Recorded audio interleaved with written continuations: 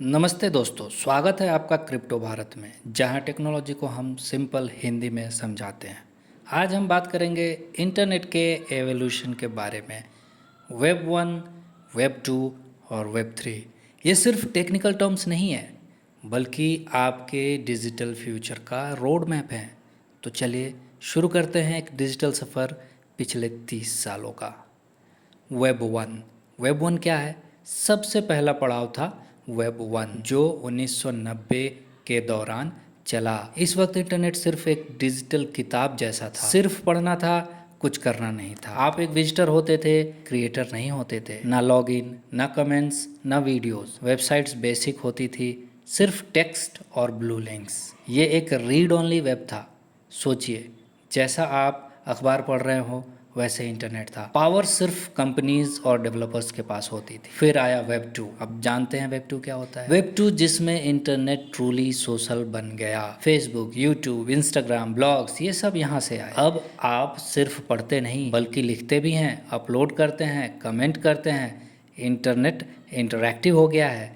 ये read and right का युग था, लेकिन यहाँ आपका डाटा, हमारा डाटा, ये सब कंपनीज के पास होता था। जो भी आप क्रिएट करते हो उसका ऑनर बनता है एक सेंट्रलाइज्ड कंपनी, और वही डिसाइड करता है कि आपको दिखाना क्या है, हटाना क्या है, रखना क्या है। प्राइवेसी, सिक्योरिटी, फ्रीडम, ये सब कॉम्प्रोमाइज़ होने लगी। अब इस समस्या का समाधान निकाला वेब 3 ने।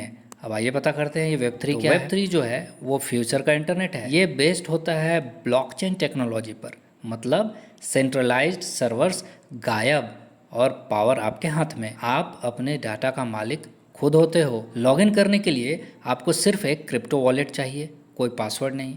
आपका डाटा आपकी डिजिटल प्रॉपर्टी है। वेब 3 में एनएफटीज, डेफीज, डाओज, इन सब का मतलब हम पहले भी अपने वीडियोस में बता चुके हैं। जैसे नए कॉन्सेप्ट्स आते हैं, यहाँ क्रिएटर्स को फुल कंट्रोल मिलता है और सब कुछ ट्रांसपेरेंट होता है। सब कुछ ब्लॉकचेन पे रिकॉर्डेड, रीड, राइट और ओन का ज़माना आ गया अब। तो अब वेब 3 का फ्यूचर कैसा होगा, चलिए एक नज़र डालते हैं। पहला, मेटावर्स। आप एक वर्चुअल दुनिया में काम, शॉपिंग, एंटरटेनमेंट सब कुछ करेंगे बिना घर से निकले। दूसरा, यूनिवर्सल डिजिटल आइडेंटिटी। एक ही क्रिप्टो वॉलेट से पूरे इंटरनेट का एक्सेस बिना अलग अलग आईडी बनाए। तीसरा, अर्न व्हाइल यू यूज़। आप इंटरनेट का यूज़ करके भी कमा सकते हैं, आपका डाटा अब एक एसेट बनेगा। और चौथा, DAO, डाओज, यानी डिसेंट्रलाइज्ड ऑर्गेनाइजेशंस, जहां रूल्स लोग बनाएंगे ना कि एक कंपनी। वेब 3 का फ्यूचर ज़्यादा डेमोक्रेटिक, सिक्योर और यूज़र फ्रेंडली होगा।